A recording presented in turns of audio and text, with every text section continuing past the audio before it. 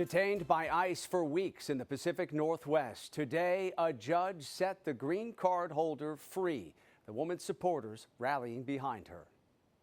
We live as a good citizens. We have the right to live in the day, not in the dark. And good evening, everyone. Welcome to West Coast Wrap. I'm Alex Savage. The detention of Cleona Ward at an ICE facility in Tacoma, Washington, helped to put the spotlight on the Trump administration's aggressive approach to immigration enforcement. The woman from Santa Cruz County, California, was picked up by ICE agents last month after returning from a trip to Ireland to visit her father. Ward was born in Ireland but has lived here in the U.S. since she was 12 years old and has a green card. After returning from her trip, she was detained over a previous drug conviction in 2007. Her lawyer says California had already expunged that charge when she was detained. And today a judge dismissed her immigration case. Her sister spoke after the judge's decision. I'm still in shock, and until she's in my arms, I don't know that I'll actually believe that she's out. But happy at this point. Right? I'm in shock. I'm in shock. I am absolutely happy, but I am definitely in shock. And Ward plans to return to her home in California. We reached out to ICE to comment on this case, and we are still waiting for a response. The Trump administration's plan to send migrants to Libya has hit a legal snag. A federal judge said today the administration can't deport migrants to Libya unless they have a chance to challenge their removal in court. The plan was reportedly to begin those deportations as soon as today, despite the rival governments controlling Libya saying they have not agreed to receive any migrants from the U.S. Such an agreement would violate the country's sovereignty. Libya has become notorious for its network of migrant detention centers, which human rights groups have described as inhumane. We turn now to a major shakeup at the top of the San Francisco Police Department. Today, Chief Bill Scott announced that he is stepping down. Scott is the city's longest-serving chief, with more than 8 years leading the department. Scott came to the SFPD after spending 27 years at the Los Angeles Police Department, and now he is returning to Southern California to become the chief of the Los Angeles Metropolitan Transportation Authority. In an emotional press conference, Scott said some of his greatest achievements are helping San Francisco get out from under state and federal oversight and bringing homicides down to their lowest levels in 60 years. Thanks to the tireless work of the members of the SFPD, sworn and non-sworn, combined with the department's collaboration with community partners and many other entities, we accomplished what we set out to do and made the department better and helped this great city to become safer in the process. Chief Scott will stay on for another 6 weeks as the city looks for a new chief. Mayor Daniel Lurie appointed Paul Yep as interim chief. He has served with SFPD for 27 years. Thank you, Mayor Lurie. All right, it is a quiet scene in Vatican City tonight where the attention of the world is focused. This is a live look at the Vatican where the conclave opened today and the first vote by the cardinals ended without a new pope being elected. 89 of the 133 cardinals who are voting must agree on the candidate who should lead the Catholic Church. Around the world, and of course here in the West, the faithful are praying for the cardinals who are now sequestered and working hard to pick a successor to Pope Francis. Fox 11's Christy Fajardo shows us how a mass in Los Angeles was dedicated to the process today. At the Cathedral of Our Lady of the Angels, Catholics pray for the selection of the new Pope. Our task is to pray and to pray hard for the Church. And mourn Pope Francis's passing. Pope Francis, the first thing that he did was go in that pilgrimage to Lampedusa to welcome the immigrants. So I think that's what people are expecting, that the Pope is present to the faithful in the Church. Archbishop Jose Gomez oversees the largest archdiocese in the nation. And as black smoke was blowing from the Vatican on the first day of the conclave, he was holding Mass. I've come to pray for his successor, for the next successor of St. Peter, the next vicar of Jesus Christ on earth. Asking God to guide the College of Cardinals as they choose the new Pope. And he instructed all the Catholic churches in the LA area to do the same. Now this year, there are cardinals from all over the world. Pope Francis appointed another cardinals from different places. He expects the conclave to last a few days, so parishioners are continuing their prayers. I trust the people choosing the new Pope, and we are expecting to choose the right person. I would hope that they leave their hearts open to a peaceful conclave, and that the Pope that comes out of it, I hope, is one of love and that follows the way of Jesus. But Adela Sanchez has a more specific prayer. She saw the late Pope's shoes on display at the cathedral and is asking God that whoever fills them be just like Pope Francis. He got close to the poor. He helped, she tells us in Spanish. He was noble and didn't discriminate. LA County alone is home to more than 3 million Catholics, and since no new pope was chosen today, they will be watching the Vatican again tomorrow. In downtown LA, Christy Fajardo, Fox 11 News. And after every vote for the Pope, smoke pours from the chimney at the Vatican. Black smoke means no Pope has been selected. White smoke means a new Pope has been elected.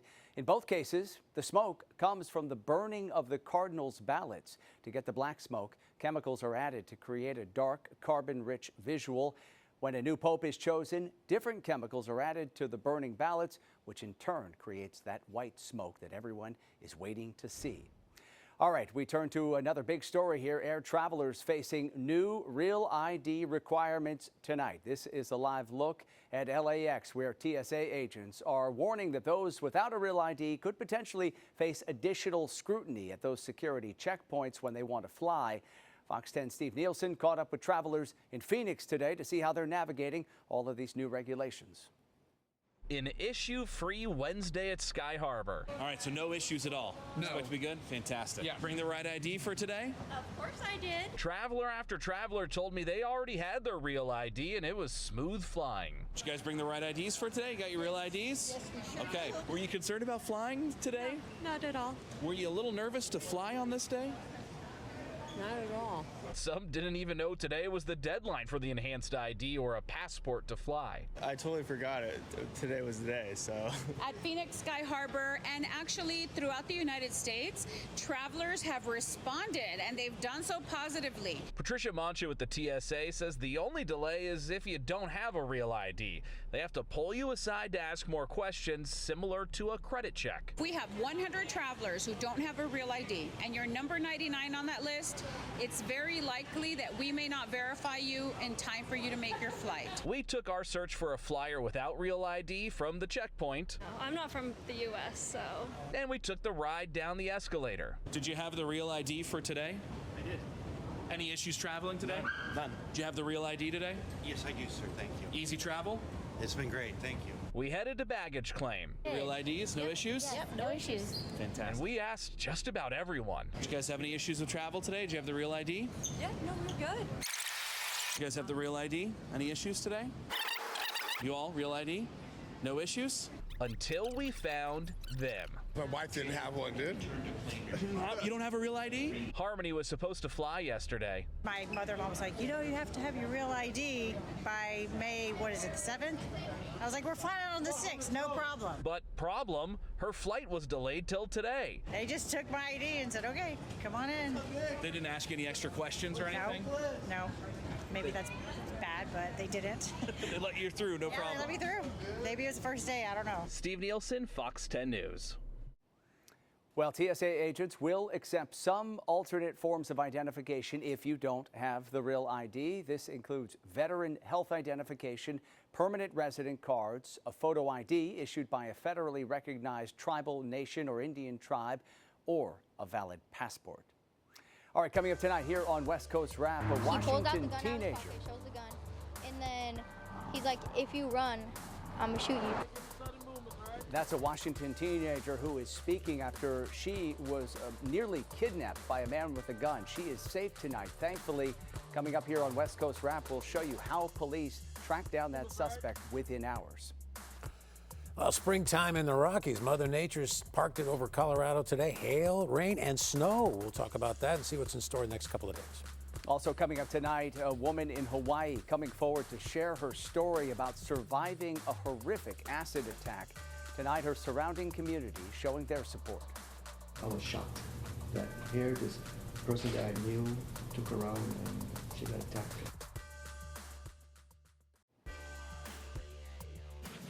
We, the jury, find the defendant, Tadarius Bean, not guilty. Not guilty verdicts today for 3 former Memphis police officers, all involved in the death of a man from California. Sacramento native Tyre Nichols died after being beaten by those former officers. This case sparked nationwide protests and prompted renewed calls for law enforcement reforms here in the U.S. The jury here deliberated for more than 8 hours before returning with those guilty verdicts, the not guilty verdicts today. The former officers all were acquitted of charges including second-degree murder. Nichols ran away from police officers during a traffic stop in 2023, and when officers caught up with him, they beat him. Shelby County District Attorney Steve Mulroy expressed disappointment after the reading of today's verdicts. Tyre Nichols is dead and deserves to be alive. And that is a tragedy. It's my hope that the public understands that this is part of the system and that our office will continue to push for accountability for everybody who violates the law, including, if not especially, those who are sworn to uphold it. Those 3 former officers still face the prospect of years in prison following convictions on federal charges last year. Tonight, a Washington man is behind bars accused of trying to kidnap a girl at gunpoint. Body camera video shows Clark County Sheriff's deputies arresting 31-year-old Cameron Parrish last night in Vancouver, just north of Portland, Oregon. Investigators say just hours earlier, Parrish pulled a gun on a teenage girl he didn't know and tried to force her into his car. Tonight, we're hearing from the victim and her father. The girl does not want to be identified. He pulls out the gun out of his pocket, shows the gun, and then he's like, if you run, I'm gonna shoot you. Part of the reason I moved here is it's a really safe neighborhood, and I still think it is, but I guess it just goes to show that it's important that no matter where you are, who you are, it's really important to practice safety in whatever way you can.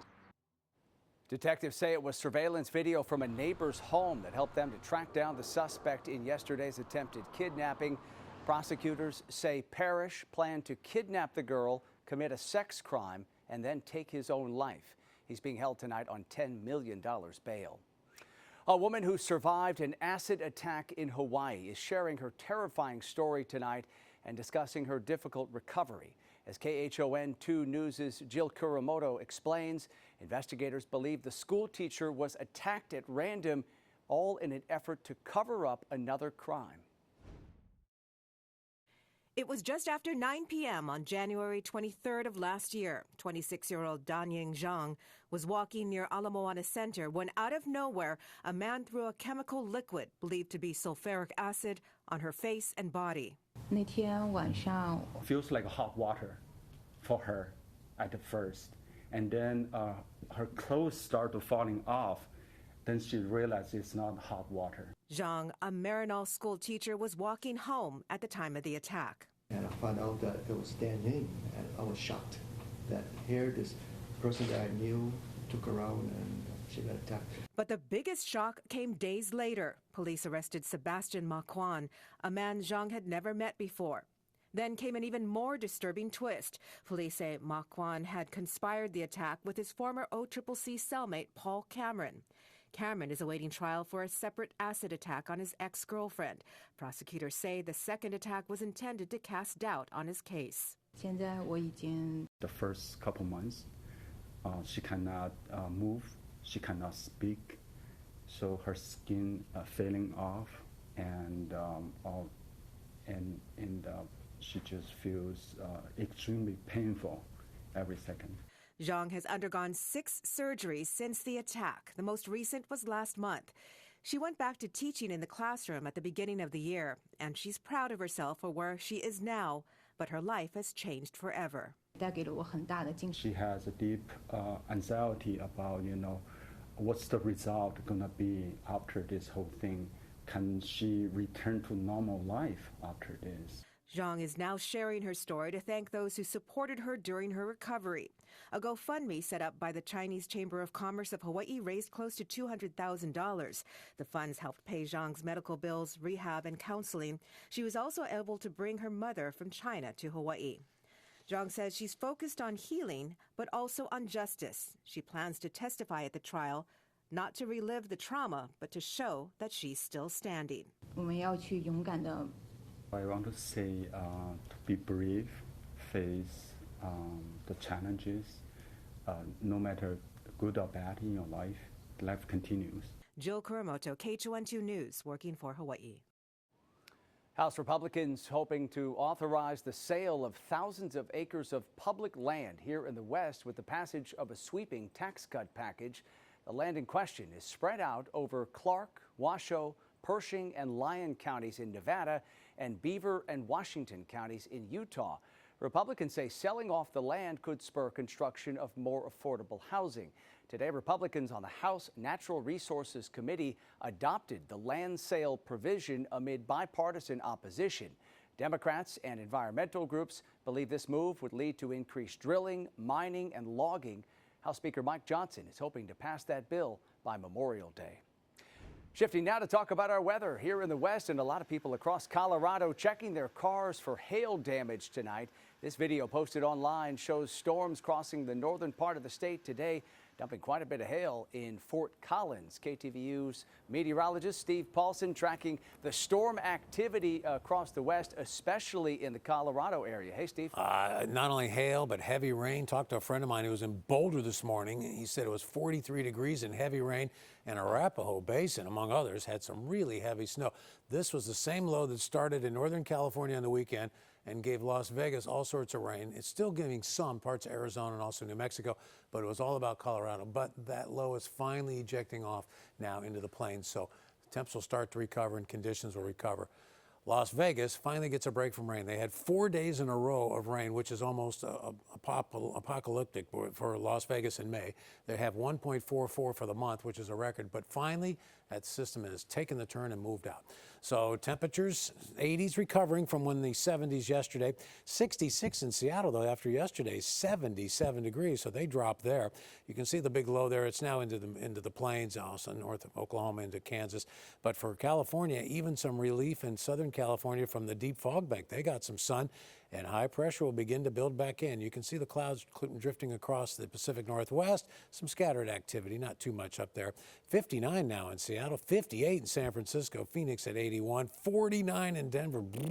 That's cold. Las Vegas recovering from 68 yesterday to 78 today. Seattle 66, that's down 11 from yesterday. We did have some clearing taking place. Now the city, though, got a big fog bank. San Francisco dropped to 61 cold degrees. Average for this time of year is 64, so slightly below average. Southern California, poof, like that, the fog disappeared and they warmed up from 65 yesterday to 72 today, and warmer weather will continue. In Phoenix, more of the puffy cues now as they recover from the 70s, 86 the high today. For tomorrow, look for that low to kick out. Warmer temps will start to kick in. Still some scattered shower activity throughout the Four Corners.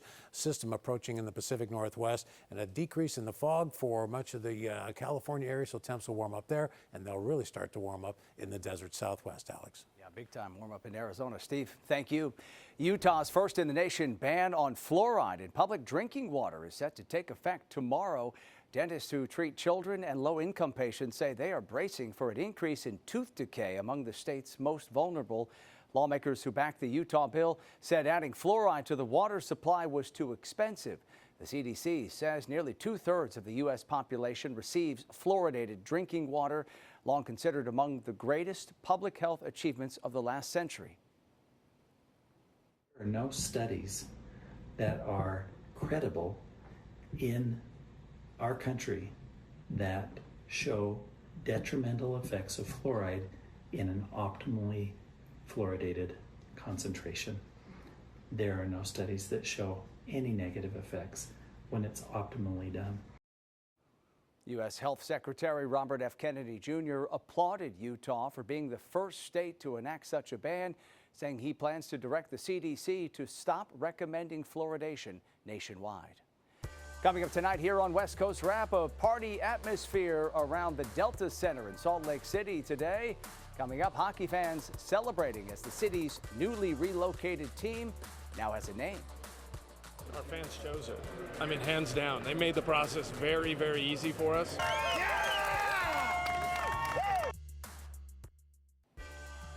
The Los Angeles Rams are partnering with the Hawaii Tourism Authority to help promote tourism in the Aloha State. Hawaii's governor made the announcement today.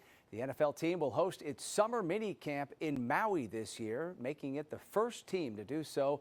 The Rams will also host several events aimed at uplifting the Maui community. Hawaii Governor Josh Green says he hopes the partnership will be a lasting one. This is our opportunity to bond with the LA Rams. This is our opportunity to say, you are fantastic, you're the people we trust, and we want to have a positive impact and a generational relationship. The Rams and Hawaii are also launching a sweepstakes to send one winner to Maui, and you can register at the LA Rams website. Finally tonight, a treat for hockey fans here in the West. Today, the Utah Hockey Club used a flashy video posted online to announce its new name and mascot. As Fox 13's Jeff Rainier reports tonight, it didn't take long for the Utah Mammoth celebration to move to Salt Lake City's Delta Center.